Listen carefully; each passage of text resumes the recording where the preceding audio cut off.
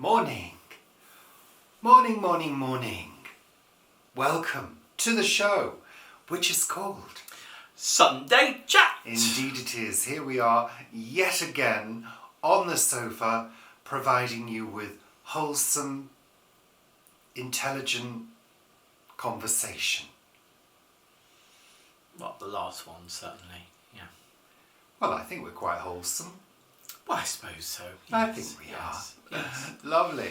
So, welcome. We normally kick off with Richard and Paul's weather report. In a moment, I wonder what the weather's been like this week, Paul. I wonder. And will the sun ever shine again? Well, it's so different to yesterday. It's now Friday morning. We were out on Thursday. Well, you're just kicking off with it now, are you? Yeah.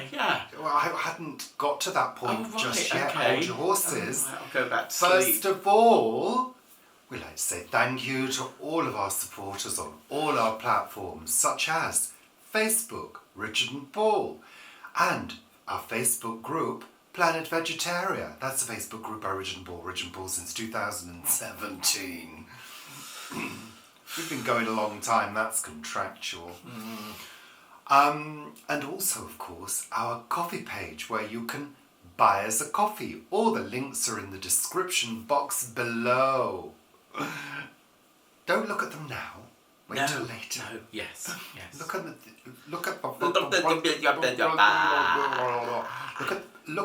Oh, I can't even speak. Look at them at the end. That sounded like something else. Look at them at the end. Look over there! What was that thing? Look over there. That was Drag Race, wasn't it? Yeah, it was. Yeah, that's what it sounded Anywho, like. let's move on. Let's not linger on things that are completely irrelevant, Paul. Not linger on things that are completely relevant. Irrelevant. Did you say irrelevant or did you say relevant? I said irrelevant. Really? All right. Okay. Yes. I missed the era at the beginning. Yeah. So, Rich and Paul's weather report. So, what has the weather been like this week, Paul? And indeed, is it cold today? It's cool today, definitely. I don't think it's cold at all. I think it's quite mild. Well, I've got warm. long sleeves because I normally have this sort of rolled up, my sleeves rolled up. I don't today because it's a little bit cooler. However, I'm only wearing one t-shirt rather than an undershirt as well. But yesterday was a glorious day, absolutely lovely, blue skies, lots of sun, very mild. Today is very different in that it's just a very grey day Well, today. yesterday was also very damp underfoot. There was It a was. bit of a dew, wasn't there? Yeah. Everything was coated. We went to Kew Gardens. We did, and it if you'd was like to very see wet. more about our visit to Kew Gardens, have a look at my vlogs. Yes, do have a look at those. Richard's vlogs. Or have a look at A Week at the Plot when it gets uploaded, which if you're watching this on Sunday will be tomorrow. Yeah. Lovely.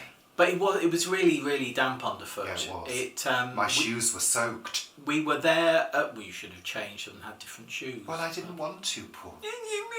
I wanted wet feet. So we got there early, about 9 o'clock, and yeah, there was hardly anyone else there. We really enjoyed it, but it was very, very wet.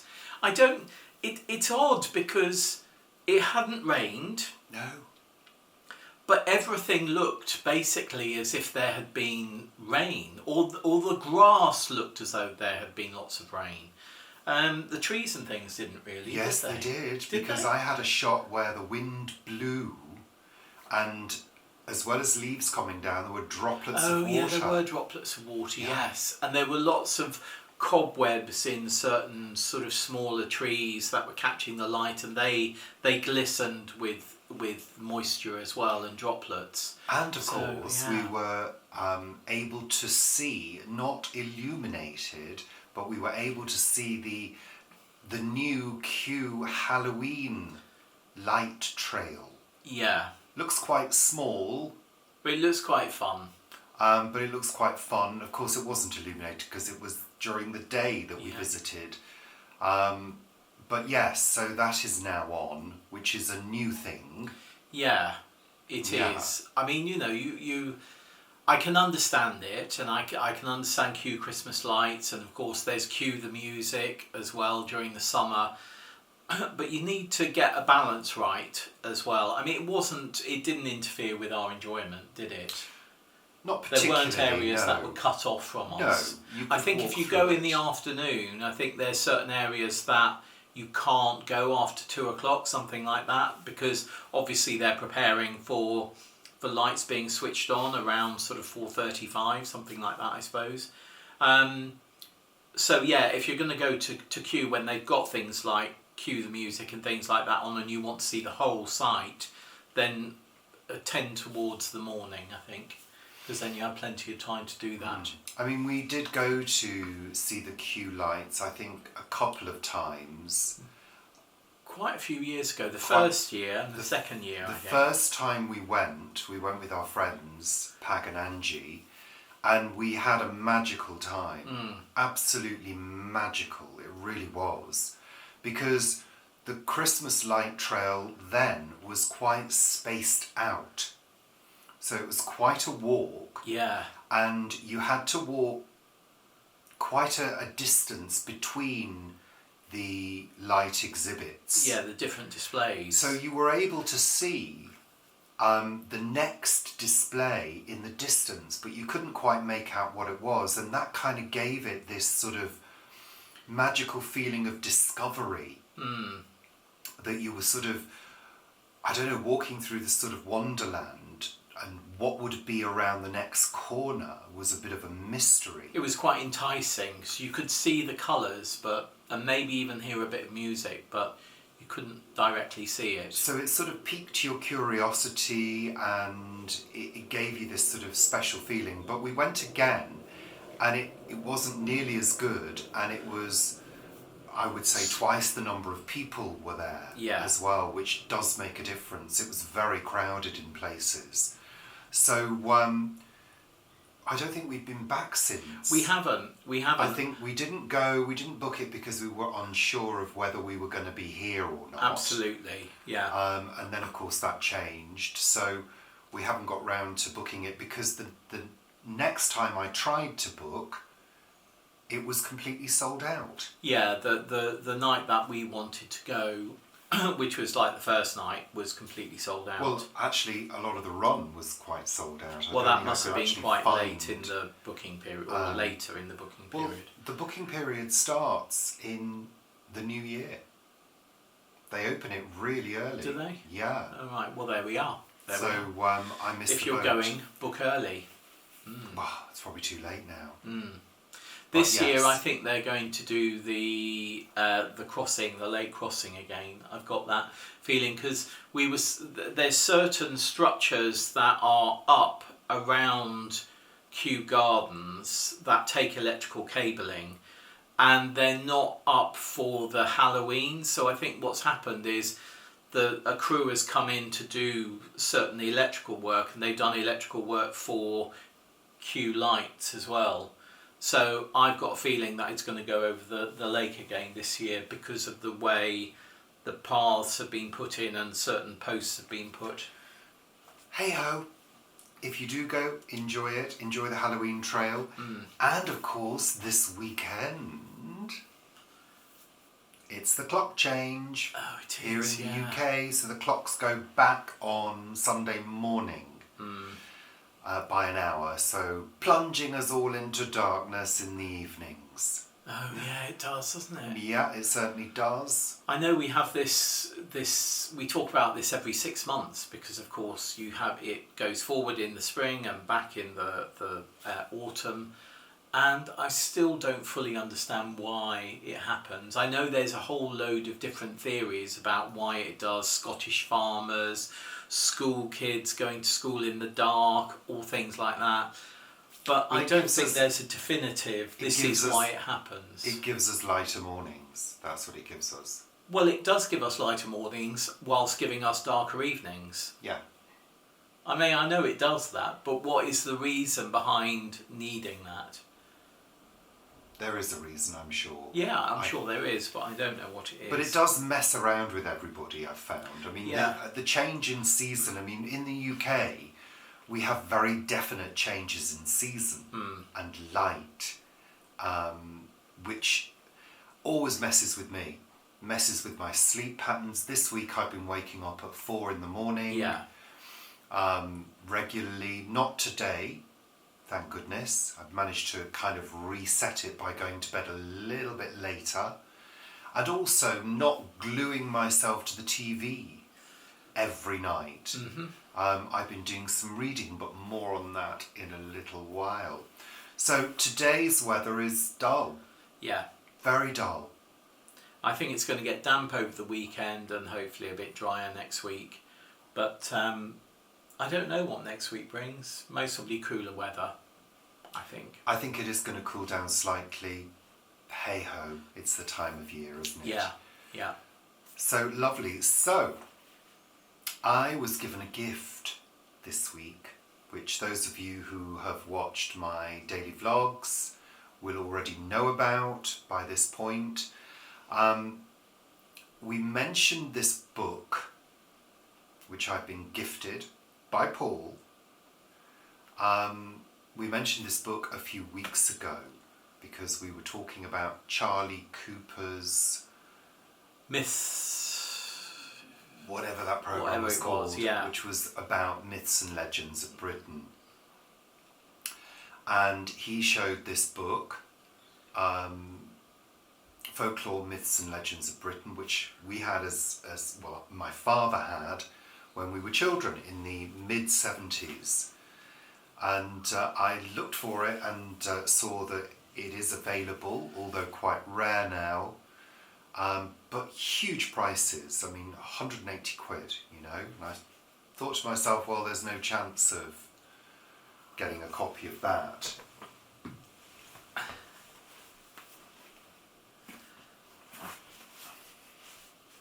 Peregrine. Thank you. Peregrine sourced this in a bookshop, second-hand bookshop. I think a second-hand bookshop or junk shop, yeah, in Alnwick. They were out with their mum and had seen it a month before in a shop, and when Richard mentioned it, or when we mentioned it in Sunday Chat, Peregrine thought, oh, I've seen that, and contacted me, and then went back to the shop and, yeah, got it for us, sent it to us. So thanks very much for doing that, Peregrine, because, yeah, Richard is very happy to have a copy. Happy is not the word. Over the bloody moon. Because this is inextricably linked to my childhood. This book was a regular go-to read, and I mean it's virtually an encyclopedia of these subjects, and it's absolutely fascinating. I don't think there's any other book like it. I do have another Reader's Digest book with, I think, Ghosts of Britain or something, which actually doesn't belong to me. I borrowed it from somebody years ago and I can't quite remember who. So, yeah. We've got it now. That's terrible. I hate that when that happens. So, I should really try to remember who lent it to me and get it back to them. But this is a superb book, and it's very well put together. And as all Reader's Digest were. Very simply, it begins by talking about the psyche of the human condition and all the basic traditions that we have grown to know in our lives in Britain, that are very often linked to ancient traditions that go back thousands of years. So, for example, all the, myths and folklore around certain family occasions, for example, like births, deaths and marriages, the various superstitions. For example, there is a story around why the bride wears white and the other acceptable colours for marriage and why that is, and all sorts of stuff. And then it goes into a whole section of each area of Britain and picks out the areas that have significant stories and folklore attached to them, and more. So it's a rich, rich source of these kind of stories around Britain. And of course, to a child, it's fascinating and a little bit scary because there's quite a lot about ghosts and mythical beasts and stuff like that. So, yeah, I mean, I can remember every picture in here from childhood. And I remember the favourite bits that I had that I used to reread, and the pictures that I, used to explore and look at time and time again. So it's a really, really special book. And it's also kind of sparking my ideas of maybe how I could use it to bring videos to you about this subject. I've since found out that the Reader's Digest in the UK no longer exists. It was brought to an end earlier this year.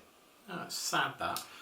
Because I wanted to approach them and see if I could get the permissions to use extracts from it, but I'm not sure how I'd go about that now.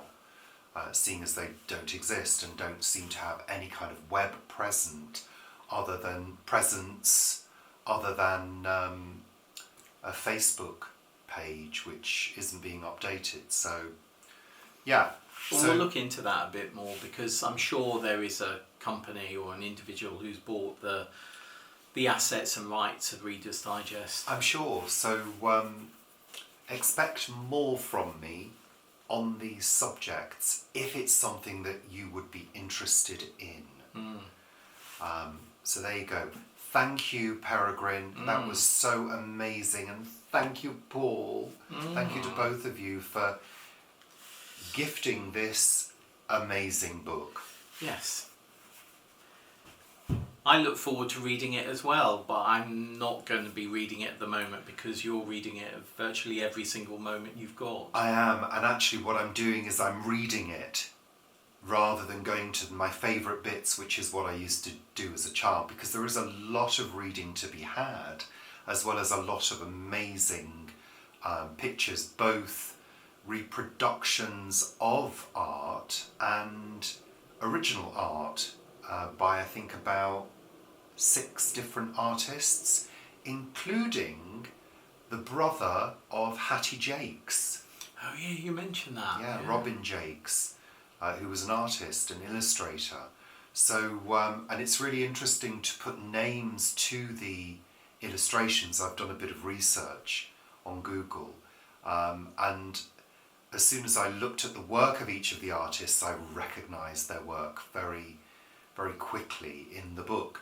So that was a fascinating process as well. So yeah, wonderful. Good. Absolutely wonderful. Things like that make me very, very happy. Well, if something has a real special quality to it, Yeah, of course. and it's meant something to you, and especially that copy, because it's the second edition, 1977. We had the first edition, which was 1973, but it's in really good condition. I mean, it's very clean. There was a little splash mark on the cover, but I managed to wipe that off. Oh, it was such a restoration book person he is. Not at all. Just a very slight damp cloth and it came off. Anywho, Paul, you've been reading as well, haven't you? I am. I mean, I read all the Yeah, time, and I will dear. be talking about a book that I just finished at the weekend. I'll be mentioning that on Planet Vegetarian the next couple of days. But I saw that a a writer, I think that lives in Ealing. I think he's done videos as well.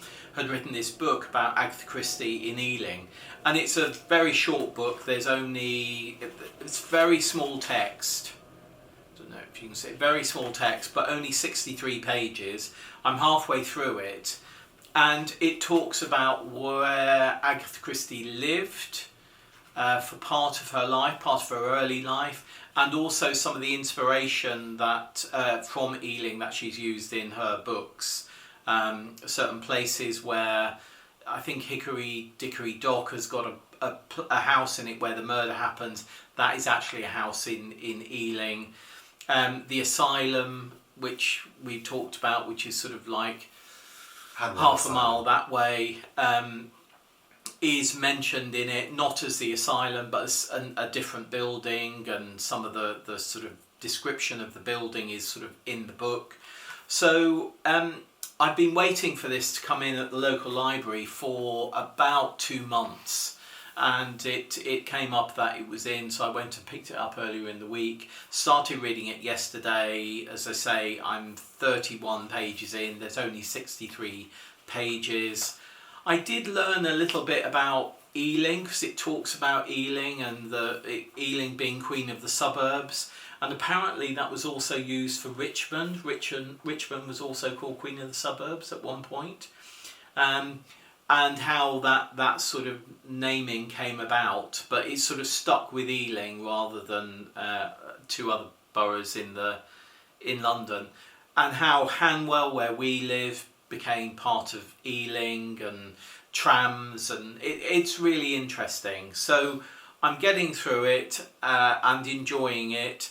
I do now know that where I was told Agatha Christie lived during holidays with her Auntie Granny, as she called her, isn't sort of further up the top of the road here. It's actually much further into Ealing Broadway, and where these big houses were with big gardens along the side of the main road of Uxbridge Road up in Ealing Broadway, those houses have all been demolished over the years, and new big office blocks and tower blocks have been built in their place. So yeah, it's interesting. I'm an Agatha Christie fan. I wouldn't say fanatic. I'm an Agatha Christie fan, so it's nice to read and hear about a little bit more of her life, and how some things meld into her books from the life that she lived and where she used to sort of walk around in Ealing. So yeah, quite fascinating. So, and lots of other books, I will mention those on PV soon. So yeah, that's been my reading. Great. Lovely. So last week you were talking about the afternoon tea for Earth's sake. Yes. And some discussions came up around the difference between afternoon tea and high tea. Yeah. So, and I think this was to talk about it. This was mainly, I think, American and Australian people who mentioned that they really enjoyed high tea. Now, high tea, I mean, there's so many different meals as it goes throughout the day in the history of eating in the UK. But high tea was always a later meal rather than a sort of an in-between tea and cakes and a bit of savoury that would keep you going for your evening dinner. Because of course there's high tea, there's supper, there's dinner. There's so many different names. And I said to a couple of people, well, it's interesting because you mentioned high tea as I would call it afternoon tea, but high tea in the UK, which is not a term that is used really, well, hardly anymore at all, is a fish or a meat or a sort of protein meal that is eaten late in the afternoon, very early evening. So it's high tea. It's at the height of tea time rather than going into supper or dinner time. And it's but also that there are And you have it with tea. You do have it with tea. You see, I don't know. I mean, I've not looked it up, so I don't know. But there are regional variations, absolutely. massive regional variations amongst us ordinary folk. Yeah. So, breakfast is usually breakfast for everybody. And why is it called breakfast? Because you break your fast. Yeah, so you'll have eaten in the day before, then you go to bed, you go to sleep, and you break your fast. You're fasting. I think everybody with knows food. that. Well, no, I think it needs some explanation for some people. Really. And what we call lunch, which is usually around 12:30, many people call dinner. Yeah. Hence, dinner ladies in schools. Yeah. Because they don't serve dinner in the evening. No, not at a school. But unless it's a public school. Generally down south, it's called lunch, lunch hour. Up north, it's called dinner. Yeah. And then the evening meal up north is called tea. Yeah. And down south, we call it dinner. Yeah. Or supper. Or supper. Afternoon tea is just, I mean, if you look back to the workplaces, like the factories, I've worked in a couple of factories when I was younger, they would have a tea lady who would come around with a big setup. On a trolley. Yeah, a big trolley, to serve tea around, I think, 11 o'clock in the morning, tea and coffee, and then around 3:30, 4 o'clock in the afternoon. Yeah. And everybody would stop for their tea break. Yeah, just have like a 10-minute tea break. Yeah. And it would keep, I mean, the purpose was to keep workers going. That was it. Give them a 10-minute tea break and they might be able to work half an hour more. That was the point of it. So I think the traditions aren't particularly upheld that much. No. But going out for afternoon tea, where traditionally it's served on a 3-tier cake tray or whatever you call it. Cake stand. So you have your sandwiches on the bottom, then you have your cakes, maybe scones on the next one, and then fancies like Florentines and things on the top. Yeah. So there you go. Yeah, it's fascinating. I think I might do some Googling and just sort of look at there must be a book on it of how different meals are termed different things throughout the day in the UK. Might be in there. It might be. There might be something in there about that.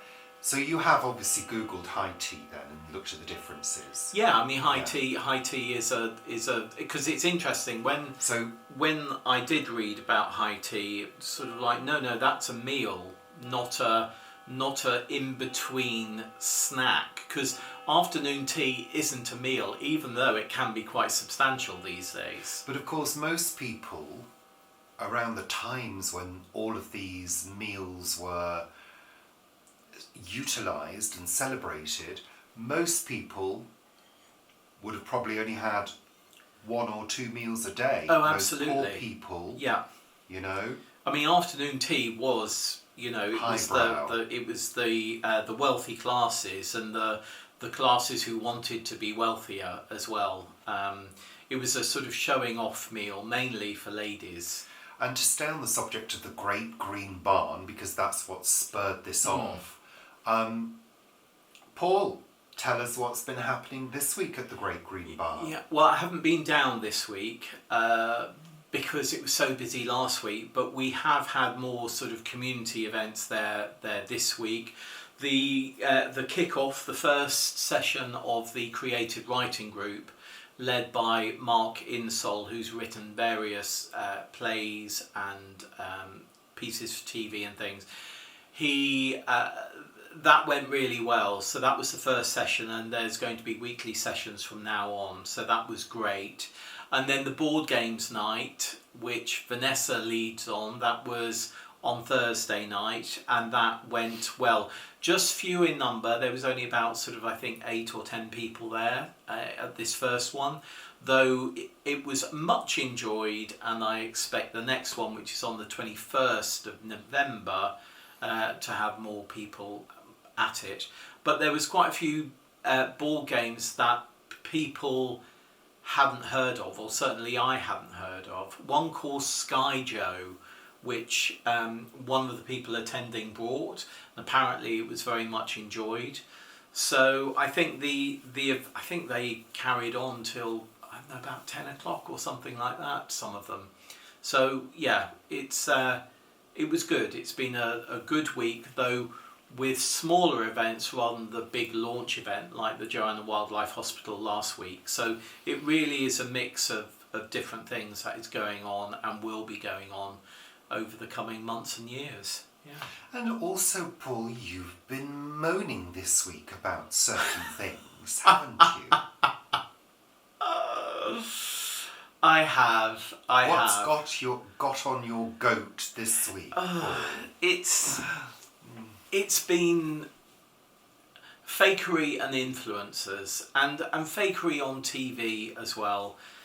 It's just really got to me this week, and I've been watching a guy who talks about nutrition, and he goes into a supermarket and sort of says, this, eat this rather than this because of X, Y, and Z, and don't get this because, this is better.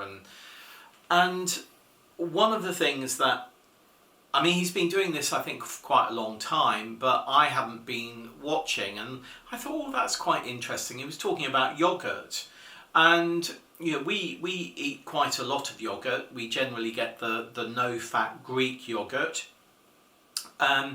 and he was talking about, or Greek-style yogurt we get, and he was saying, don't get the Greek-style yogurt because it's not real. It's fake. Do not get it. And I thought, well, it's only fake because it's made with Greek milk.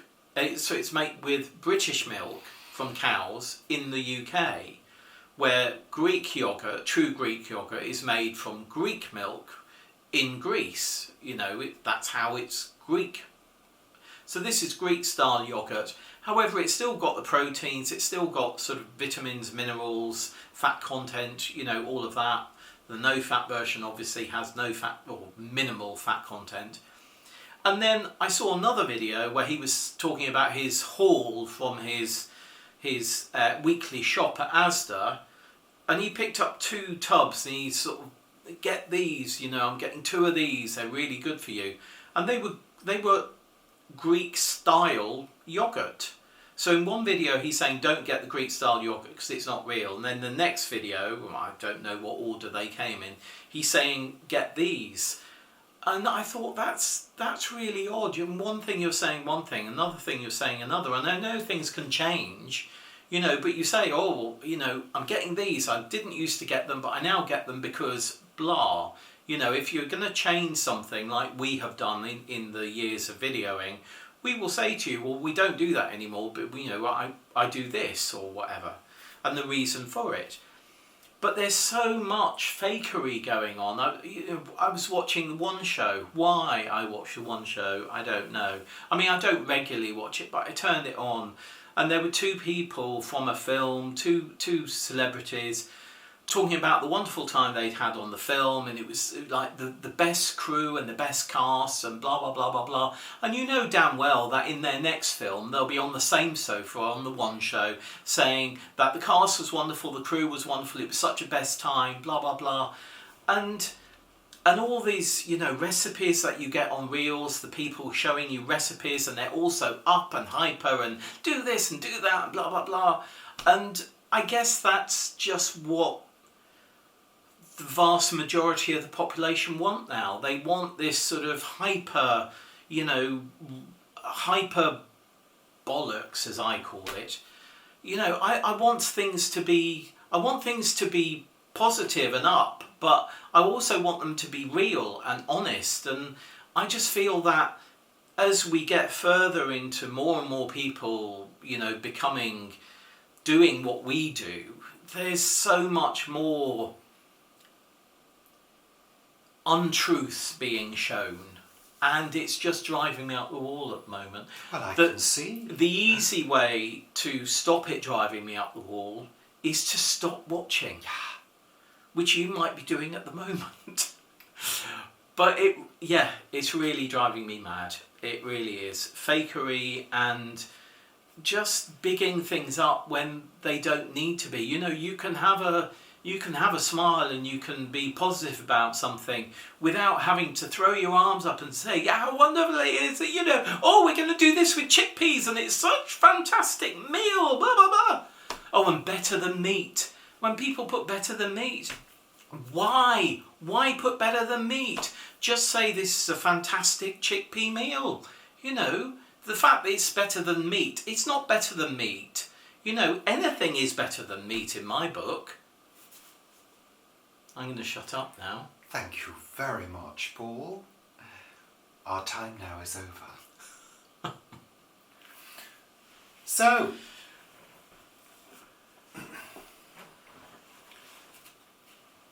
time for word of the week. If you don't mind me getting a word in edgewise, Paul. Well, you could have chipped in. Maybe kept my blood pressure down a little bit. I don't feel the same way about those things. No, as you do. Don't. No, because I don't really pay any attention to those things. Well, you watch a lot of reels. Because I linger on the fun ones. Oh right. I get all the fun ones. I have seen quite a few cat videos this week, and they have made me laugh. Yeah, I like catty videos. Oh, okay. 25th of October. Sunday, isn't it? Yes. Yes. No, 27th. 27th. It's the 25th today. Oh, how odd. How very, very odd. Well, I've come across this word this week in that book. Ooh, synchronicity. It is synchronicity. That's a little bit spooky. Spooky, wooky, wooky. Widdershins. Oh, Widdershins. I can't think what it is. I've heard, I do know the word. Well, I know exactly what it is. Oh, go on. Well, I'm going to read it. Well, are you going to read it? And then I'm going to tell see. us? Well, no, I'm not going to tell you. I know what Widdershins means. Thank you very much. It's got a little bit of a supernatural connection to it. Okay.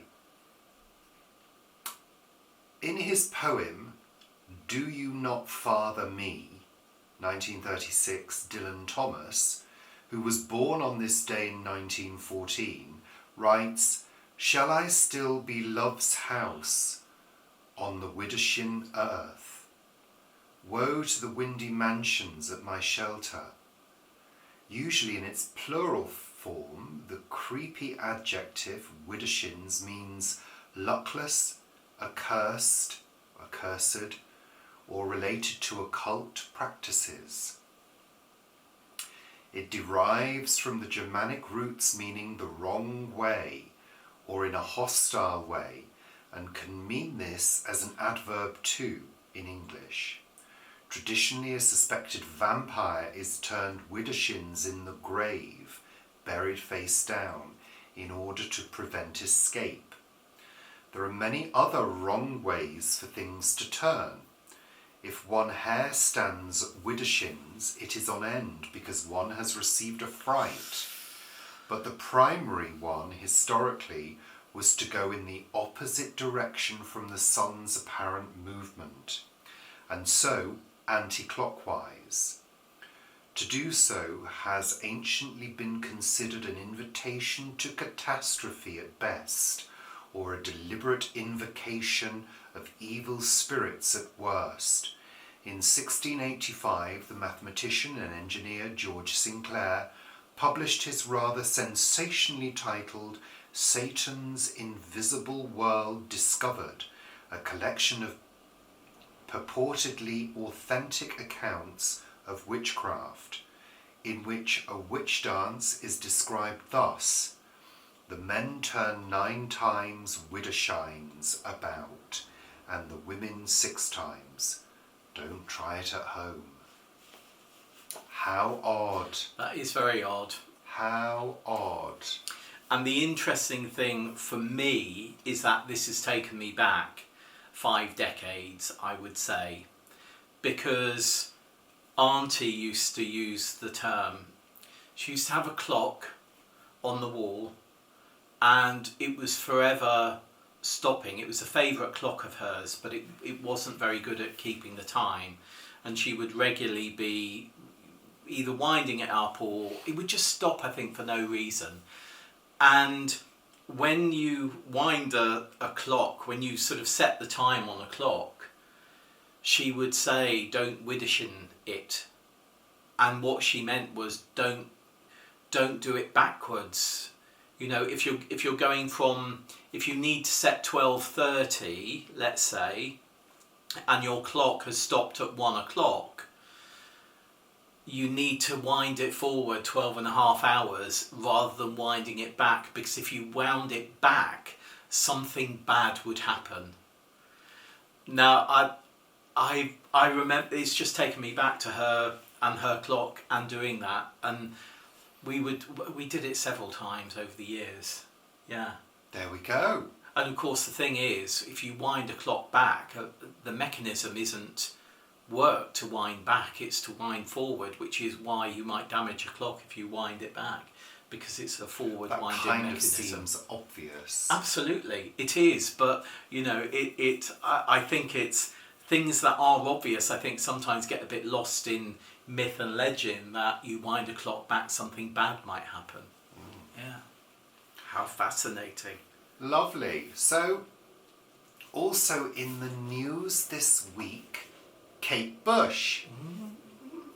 So Kate Bush has been in the news today and was interviewed on the Today programme, which you can play again. I think it's around 8:22 when the interview pops up, but she has released... That's BBC Radio 4, today on BBC Radio 4. She has released a short animated video which is called Little Shrew, and it is the story of a tiny little shrew who is caught up in a war-torn city. And this is being released in aid of War Child, to bring awareness of the plight of children in war zones and to raise money. So she's been interviewed and has mentioned that she will be looking at making new music quite soon. So that's good news. So I thought I'd mention that for all you Kate Bush fans out there if you didn't know about it. So that's good. Let's move on to the final segment. Well, has she's written the story, I suppose, and has she storyboarded it, but you can listen to the interview for more information on that. I will do that. I shall try and put a link in below. Final segment. What have we watched on television? So we continue with RuPaul's Drag Race, which continues to be very good. Top entertainment.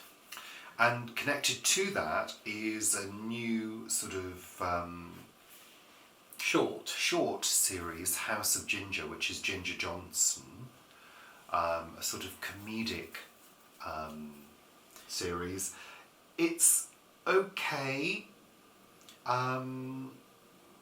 Yeah, there are a couple of laughs, but I don't know. I kind of like it when drag queens are really good at comedy, really good. And I loved Tammy Brown's series, The Browns, because I thought it was genius, absolutely genius.